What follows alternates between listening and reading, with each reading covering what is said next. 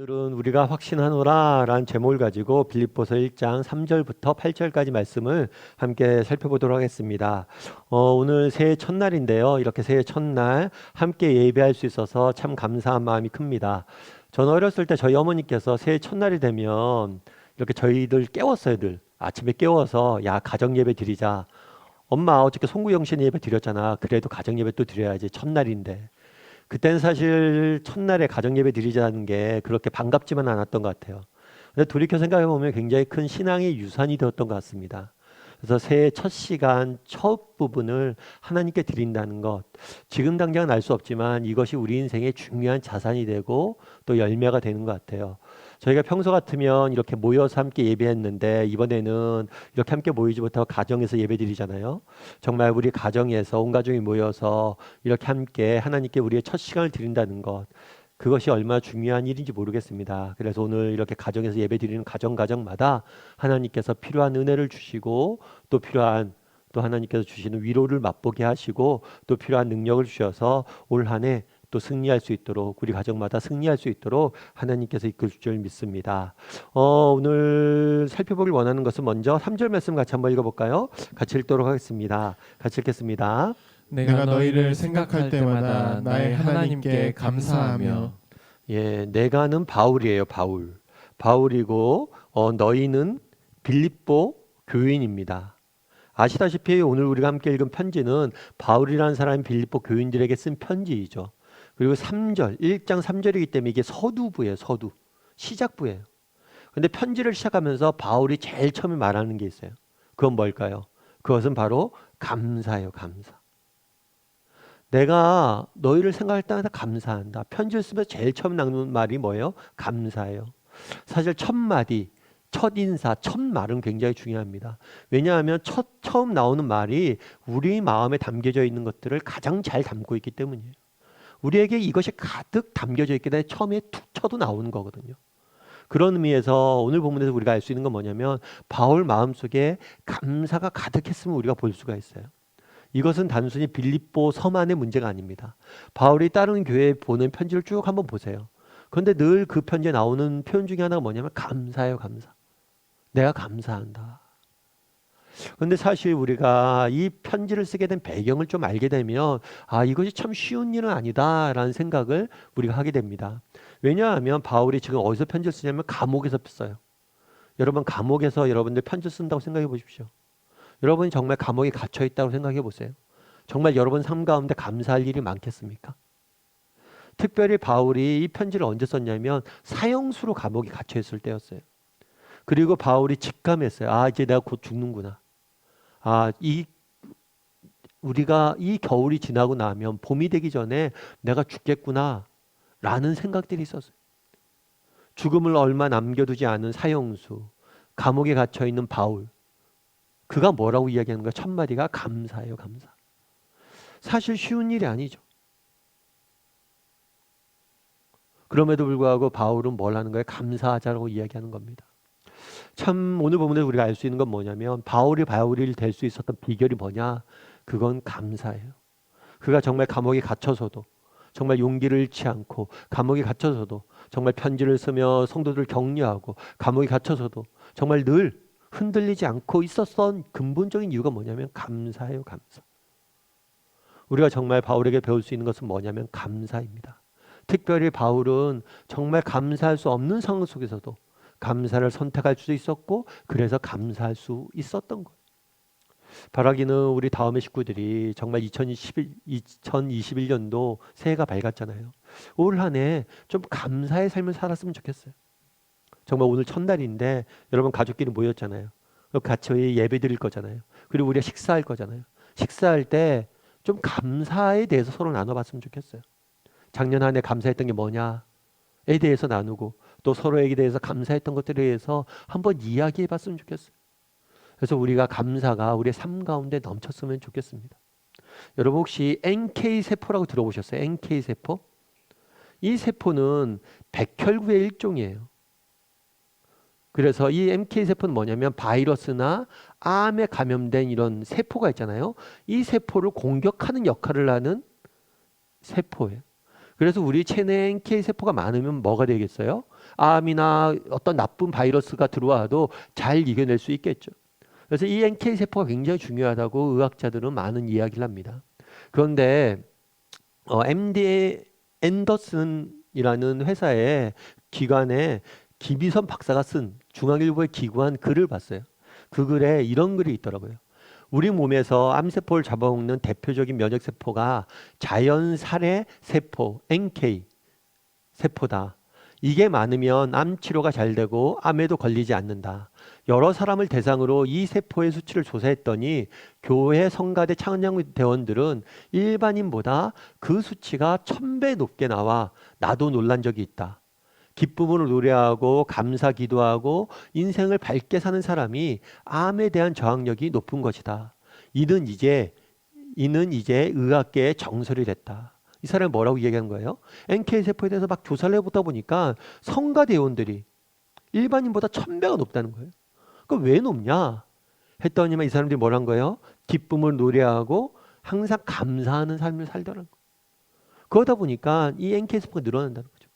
그러면서 이 사람이 오늘 제가 여기 적어오지 않았지만 뭐라고 얘기하냐면 여러분이 종교가 있든 없든 상관없이 이 찬양대원들 생각하면서 감사하는 사람이 되었으면 좋겠다.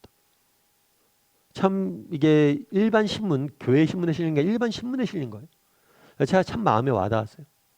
야, 감사가 이렇게 능력이 있다는 거죠. 감사가 이렇게 중요하다는 거예요. 여러분, 넬슨 만델라 대통령을 아실 거예요. 아마 남아프리카 공화국의 최초의 흑인 대통령으로 알려져 있고 굉장히 많은 인권운동을 위해서 노력했던 분이죠. 이 넬슨 만델라 대통령이 27년간 감옥 생활을 했습니다. 그리고 70이 넘어서 감옥에서 나왔어요. 여러분 생각해 보십시오. 감옥 생활이 쉽지 않습니다. 5년만 감옥 생활을 해도요. 건강이 완전히 상한다고 그래요. 그런데 27년을 감옥 생활을 했다고 생각해 보십시오.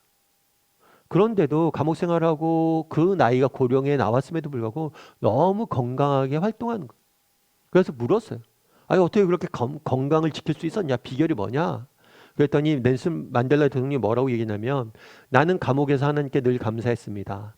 하늘을 보고 감사하고 땅을 보고 감사하고 물을 마시며 감사하고 음식을 먹으며 감사하고 강제 노동을 할 때도 감사하고 늘 감사했기 때문에 건강을 지킬 수 있었습니다. 늘 감사했다는 거예요. 여러분 올해가 2021년이잖아요. 근데 사실 2021년을 하면서도 그런 이야기가 있더라고요. 어저께 제야의 종소리 풍속들이 나왔어요. 예전에는 2020년에서 2021년도에 넘어갈 때 어떡합니까? 제야의 종소리 듣겠다고 많은 사람들이 본신각 종 앞에 모여서 종을 치고 해돋이를 맞이하고 많은 사람들이 가는 그런 모습들이 뉴스에 나왔어요. 그런데 올해 그런 게 전혀 안 나왔죠. 전혀 안 나왔어요. 왜요? 코로나 때문에. 정말 지금도 너무나 많은 사람들이 힘들어하고 고통 중에 있고 어려움 중에 있습니다. 그래서 우리 마음속에 그런 게 있을 수 있어요. 새해를 맞이했지만 특별한 기대도 없고 특별한 감사도 없고 특별한 마음이 없을 수 있어요. 하지만 그럼에도 불구하고 정말 우리의 상황이 정말 여러모로 힘들고 어렵지만 그럼에도 불구하고 우리가 기뻐하고 감사했으면 좋겠어요. 정말 그날에 바울이 감옥에 갇혀서 감사했던 것처럼 넬슨 만델라 대통령이 감옥에 갇혀서 감사했던 것처럼 우리도 감사함으로 시작했으면 좋겠습니다.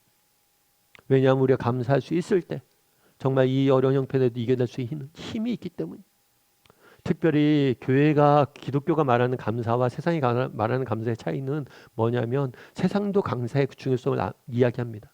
그런데 기독교가 말하는 감사의 중요한 차이는 뭐냐면 세상의 차이와 감사의 차이는 뭐냐면 공동체성이에요. 바울이 이야기하잖아요. 내가 너희에게 생각할 때마다 감사한다.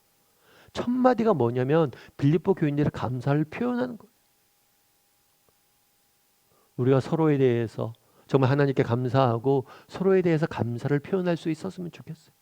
앞서 말씀드렸던 것처럼 새해 첫날이잖아요. 새해 첫날 어떻게 시작할까? 서로에 대해서 감사를 표현하며 시작했으면 좋겠어요. 하나님에 대해서 감사를 표현하고 서로에 대해서 감사를 표현함으로 시작했으면 좋겠습니다. 그리고 올 한 해 최대한 많이 여러분들이 할 수 있을 만큼 최대한 많이 뭐라는 거예요? 감사를 표현할 수 있었으면 좋겠어요. 사실 요즘은 저희가 모이지도 못하고 온라인 교회 모여서 모이지 못하잖아요. 그러다 보니까 예전에는 교회 모여서 헌금할 때도 교회에 나와서 헌금 봉투에 넣어서 헌금했는데 요즘은 온라인으로 많이 하죠. 근데 교회에 넣어서 저희 교회 봉투를 여러분들 보신 분도 알겠지만 저희 교회는 뭐 11조다 무슨 헌금 봉투 구분이 없어요. 근데 한 가지 딱 저희 교회가 하는 게 뭐냐면 뒤에 감사의 내용을 적게 해요. 물론 이것들을 저희가 뭐 다 읽고 누가 보고 그러지 않습니다. 그런데 다만 우리가 한 일주일에 한 번이라도 어떤 형식으로 되든지 하나님 앞에 감사를 표현하고 적는 것. 그것을 훈련했을 때 정말 우리 삶 가운데 차이가 발생하는 것. 그래서 여러분 정말 우리가 모여서 함께 예배하지 못합니다. 그래도 일주일에 한 번 꼭 뭘 하는 거예요? 감사를 표현하십시오. 하나님에 대해서 또 서로에 대해서. 그래서 올 한 해 저희가 좀 감사할 수 있는 사람이 되었으면 좋겠습니다. 하나님에 대해서 서로에 대해서 감사했을 때 우리의 삶에 정말 바울이 느꼈던 그런 기쁨들과 정말 바울이 느꼈던 그런 능력들과 은혜들을 맛보게 될 거예요. 그래서 바울처럼 올 한 해 감사할 수 있는 또 감사를 시작할 수 있는 저와 여러분이 되기를 주님의 이름으로 소원합니다. 두 번째로 살펴볼 게 있어요. 우리 4절 말씀 같이 한번 읽어볼까요? 같이 읽도록 하겠습니다. 간구할 때마다 너희 무리를 위하여 기쁨으로 항상 간구함은. 예, 바울이 처음에 뭘 했냐면 3절에서 감사에 대해서 이야기했어요. 첫 마디가 감사하고 두 번째 마디가 뭐냐면 기도예요. 기도. 4절에서 보세요. 간구하다. 그냥 기도했다라고 하는 게 아니라 간절히 구했다는 거예요. 그런데 이 표현을 뭐예요? 두 번 썼어요. 이 짧은 구절. 두 번에 걸쳐서 말하는 거예요. 그만큼 바울이 뭘 하고 있는 거예요? 기도를 강조하고 있는 거죠. 뿐만 아니라 뭐라고 표현됐어요? 여기요? 항상 기도했다. 두 번에 걸쳐서 이야기하고 항상 기도했다. 그래서 기도에 대해서 굉장히 강조하고 있는 것을 보게 됩니다. 특별히 오늘 본문에 보면 이 4절은 뭐냐면 기도하라는 권유가 아니에요. 뭐냐면 기도 내가 했다, 한다라는 자신의 고백이. 다르게 표현하면 바울은 기도에 대해서 기도하라고 가리키는 사람이 아니었어요. 실제로 기도하는 사람이었다는 거예요. 여러분 오늘 본문에서 바울 될 수 있는 비결이 있어요. 사실 바울은 1세기 역사에서 가장 인류 역사에 깊은 영향력을 미친 인물로 알려져 있어요. 이것은 단순히 믿는 사람들의 이야기가 아니에요. 믿지 않는 세계 역사가들도 바울만큼 1세기 역사에 깊은 영향력을 미친 사람 없다라고 이야기를 해요. 그런데 그 바울이 바울 될 수 있는 비결이 뭡니까? 그는 감옥에 갇혀서도 감사할 수 있는 사람이었어요. 두 번째 그가 바울 될 수 있었던 비결은 무엇입니까? 간구하고 항상 간구했다. 그는 기도의 사람이에요. 특별히 기도에 대해서 아는 사람이 아니에요. 특별히 기도에 대해서 가르치는 사람이 아니에요. 바울에게 가면 우리가 기도에 대해서 궁금했던 것도 모든 것을 얻을 수 있는 그 해답을 가진 사람이 아니에요. 그는 무릎 꿇고 실제로 기도하는 사람이었어요. 바라기는 우리 다음의 식구들도 올해 2021년들이 밝았어요. 우리도 바울처럼 실제로 기도할 줄 아는 사람이 되었으면 좋겠어요. 기도에 대해서 아는 사람이 아니라 기도해야죠. 야 우리 기도하자. 이런 사람이 아니라 실제로 무릎 꿇고 기도하는 사람이 되었으면 좋겠어요. 사실 우리가 살다 보면 인생에 문제가 없는 사람은 없죠. 바울도 마찬가지예요. 앞서 이야기했지만 지금 바울이 감옥에 갇혀 있습니다. 여러분 감옥에 갇힌 사람과 감옥 밖에 있는 사람 누가 더 염려가 많겠어요? 누가 걱정거리가 더 많겠어요? 제가 어려운 거 물은 거 아니죠. 감옥에 갇힌 사람이 훨씬 더 문제가 많겠죠. 당장 내일 죽을지도 모르는데 사형수가 언제 죽을지 모르는데 얼마나 염려와 걱정이 많겠어요. 뿐만 아니라 바울은 이런 개인적인 것뿐만이 아니라 여러 가지 걱정과 염려거리가 있어요. 바울의 편지를 보면 바울이 비난을 많이 받았습니다. 많은 사람들이 바울을 교회를 개척했잖아요. 그리고 교회를 개척한 다음에 교회를 떠나서 선교 활동하다가 감옥에 갇혔잖아요. 그러니까 많은 사람들이 그런 얘기하는 거죠. 야 바울 이상하지 않냐?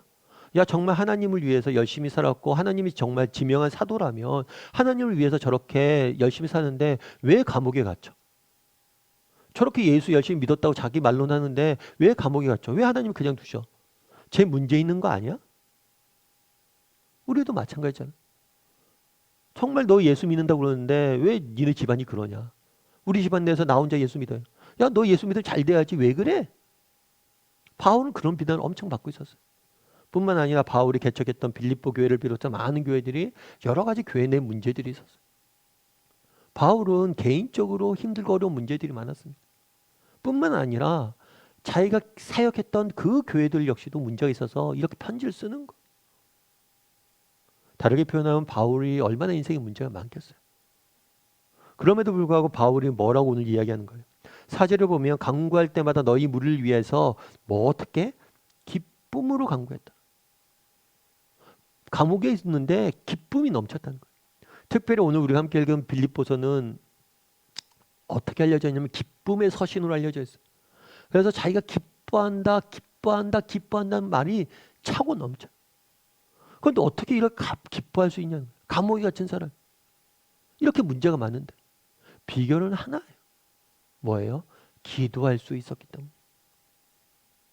우리의 삶 가운데 왜 기쁨이 사라집니까? 문제가 많아서 기쁨이 사라지는 거 아니에요. 문제 없는 사람이 어디 있어요? 2020년도에 문제가 있었습니다. 2021년도에도 문제 있을 거예요. 이 땅을 살면서 문제 없는 사람은 없어요. 문제는 누구나 있고 문제는 언제나 있어요. 그런데 왜 우리는 어떤 때 기뻐하고 어떨 때 기뻐하지 못하는 거예요? 바울은 그 문제 가운데 어떻게 기뻐할 수 있냐는 거예요. 그건 뭐예요? 기도할 수 있었기 때문에. 우리도 마찬가지예요. 올 한 해 우리가 살면서 여러 가지 문제들을 만나겠죠. 우리에겐 두 가지 선택권이 있어요. 뭐가 있냐면 그 문제로 인해서 염려하고 걱정하고 아파하느냐, 아니면 그 문제를 가지고 하나님 앞에 기도하느냐. 우리가 그 문제를 가지고 기도할 때 우리 가운데 기쁨이 넘치는 거예요. 내가 간구함은, 기쁨으로 항상 간구함은, 기쁨으로 간구했다는 게 아니라 기도했기 때문에 기뻤다는 거예요. 기도의 자리에 쓰십시오. 그럼 어떤 상황 속에도 우리는 기뻐할 수 있는 거예요. 그럼 왜 그럴까요? 왜 기도하면 우리의 마음에 기쁨이 넘칠까요? 우리 6절 말씀 같이 한번 읽어봤으면 좋겠어요. 6절 말씀 같이 한번 읽도록 하겠습니다. 너희 안에서 착한 일을 시작하신 이가 그리스도 예수의 날까지 이루실 줄을 우리가 확신하노라. 바울이 이야기하는데 하나님에 대해서 표현을 해요. 하나님에 대해서 표현하는데 뭐라고 표현하냐면 너희 안에서 착한 일을 시작하시니 라고 표현해요. 하나님이라고 표현하지 않고. 다르게 표현하면 하나님이 우리에게 하신 일이 있다는 거예요. 그건 뭐냐면 우리 안에서 착한 일을 시작하셨다는 거죠. 우리에게 뭘 주셨어요? 믿음을 주셨고 우리로 하여금 믿음의 길을 걸어가고 시작하도록 하셨다는 거예요. 그런데 그분이 뭘 했기 때문에? 시작하셨기 때문에 뭐예요? 그리스도 예수의 날까지 이루실 줄을 우리가 확신한다. 참 멋진 표현이에요. 저는 정말 이 표현을 굉장히 좋아하고 저도 많이 이렇게 기도합니다. 정말 저희 교회나 뭐 여러 가지 사역들을 위해서 기도할 때도 여러분 저랑 같이 뭐 그런 사역들을 위해서 기도하셨던 분들 알 거예요. 뭐 도서관을 위해서 기도한다. 그럼 이 도서관을 시작하신 분이 하나님이시지 않습니까? 하나님께 시작하셨으니 하나님께 책임져 달라고. 하나님께 지켜달라고. 내게 믿음 주신 분이 누구예요? 하나님이시죠. 우리에게 기도하게 하신 분이 누구예요? 하나님이시죠. 그럼 하나님께서 책임져 주실 거라. 우리 가정에 믿음을 주신 분이 누구예요? 하나님이십니다. 내 인생에 이런 꿈들을 주신 분이 누구십니까? 하나님이시죠. 내게 이 직장을 보내신 분이 누구예요? 하나님이세요. 그러니까 시작하게 하신 분이 하나님이니까 그분이 끝날까지 이룰 것을 확신한다. 바울은 이야기하는 거예요. 바울이 왜 기도할 때마다 기쁨이 찼습니까? 기도의 특징이 있어요. 기도는 뭐냐면 우리의 시선을 나에게서 누구에게 돌리는 거예요? 하나님에게로 돌리는 거예요. 빌립보 교인들을 보면서 기뻐했다고 그랬어요. 왜 기뻐했느냐? 빌립보 교인들이 잘나서 그런 게 아니에요. 그들이 뭐 대단해서 그런 게 아니에요. 그들을 본 게 아니라 그들 안에서 착한 일을 시작하신 누구를 본 거예요? 하나님을 본 거예요. 기도가 왜 중요하냐? 여러분 기도해 보십시오. 그럼 우리의 시선이 내가 아니라 하나님을 보게 돼요. 내가 직면한 문제나 상황이 아니라 그 문제 너머에 있는 하나님을 보게 돼요. 그렇기 때문에 우리 가운데 기쁨이 생길 수밖에 없는 거예요. 바라기는 우리 다음의 식구들이 올 한 해 정말 이 기도를 좀 했으면 좋겠어요. 여러분 지금도 코로나 때문에 문제가 많잖아요. 그리고 여러 가지 어려움들이 있잖아요. 그런데 이 문제들 여러분들 만날 거예요. 그럴 때마다 기도하는 훈련들을 좀 하십시오. 기도하세요. 그럼 하나님께서 여러분 가운데 기쁨도 넣어주실 것이고 여러분 가운데 일하실 거예요. 허드슨 테일러라는 분이 계세요. 이분은 중국 선교의 아버지라고 불려요. 그만큼 중국 선교를 개척하신 분이죠. 사실 중국에서 처음 선교를 시작했을 때 쉽지가 않습니다. 사실 그렇잖아요. 우리나라도 처음에 복음이 들어왔을 때 어땠습니까? 정말 선교사를 다 죽이고 서양 귀신이 왔다고 그러고 서양 귀신이 왔다고 몸 외면하고 때리고 죽이고 그런 일들이 얼마나 많았어요. 정말 말도 통하지 않는 얼굴색도 다른 그곳에 가서 복음을 전하는 건 쉬운 문제가 아니에요. 그럼에도 불구하고 터슨 테일러 같은 경우에는 정말 그곳에 복음을 심고 중국을 변화시키는 결정적인 역할을 하셨죠.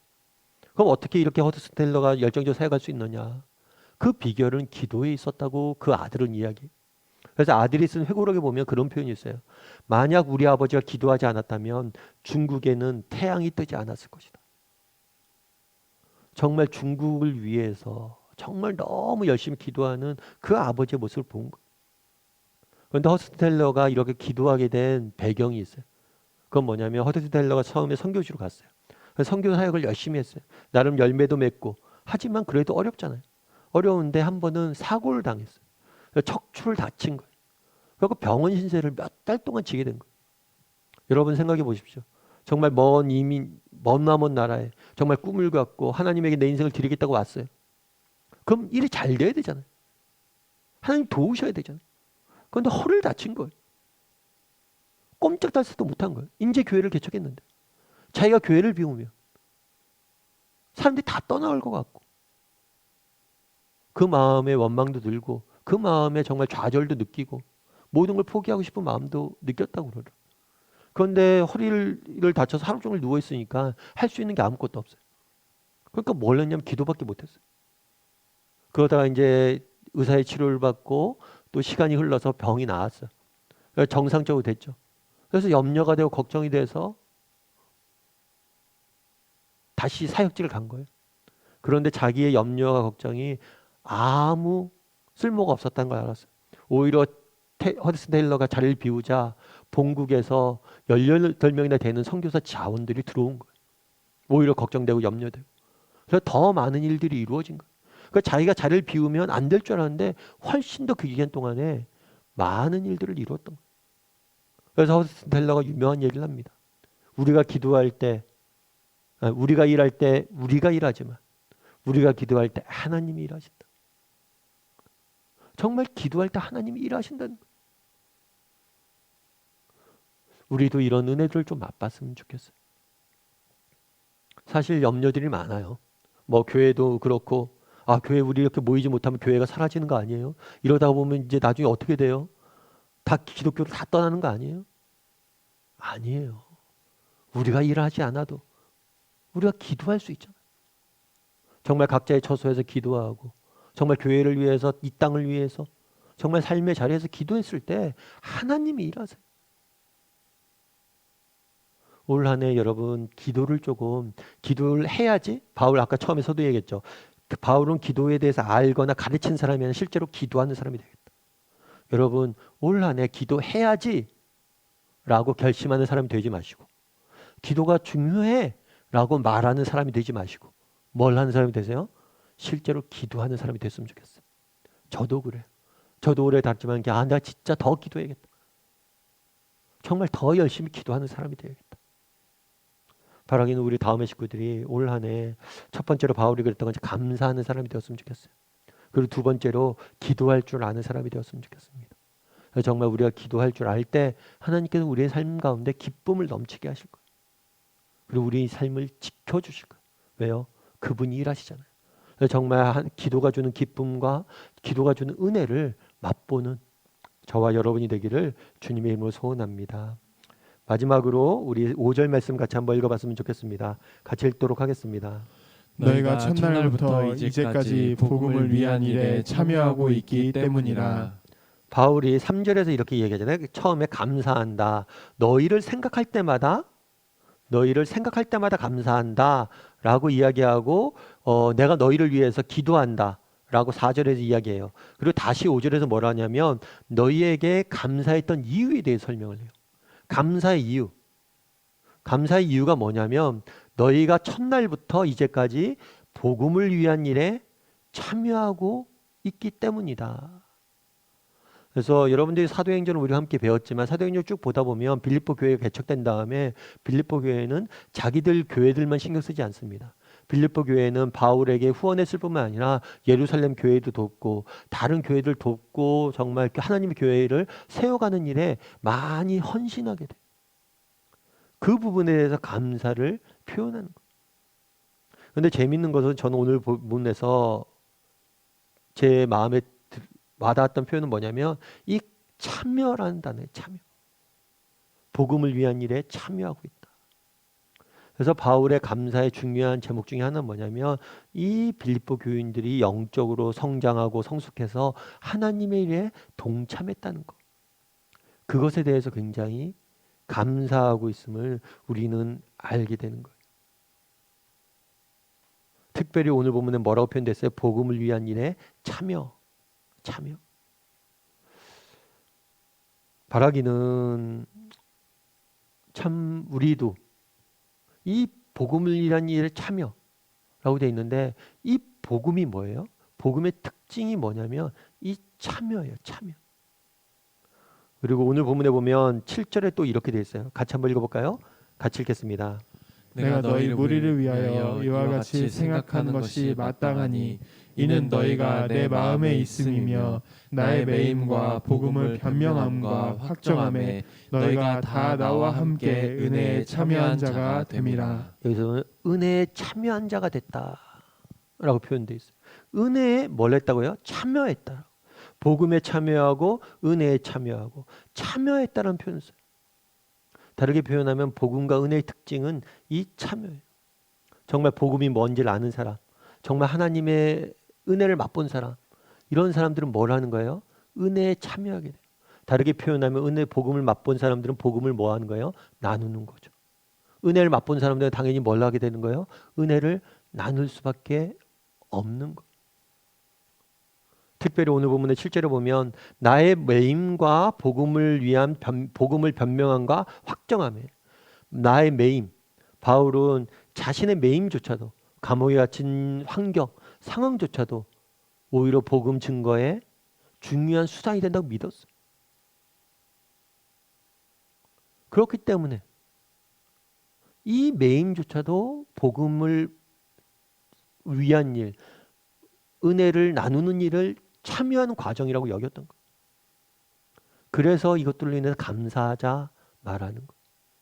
우리가 힘들고 어려운 환경 속에 있지만 이를 통해서 하나님께서 더 크신 계획을 가지고 하나님 나라를 더 크게 확장시키기 위해서 우리에게 이런 시기를 주셨다는 거죠. 그래서 복음의 일에 참여했다.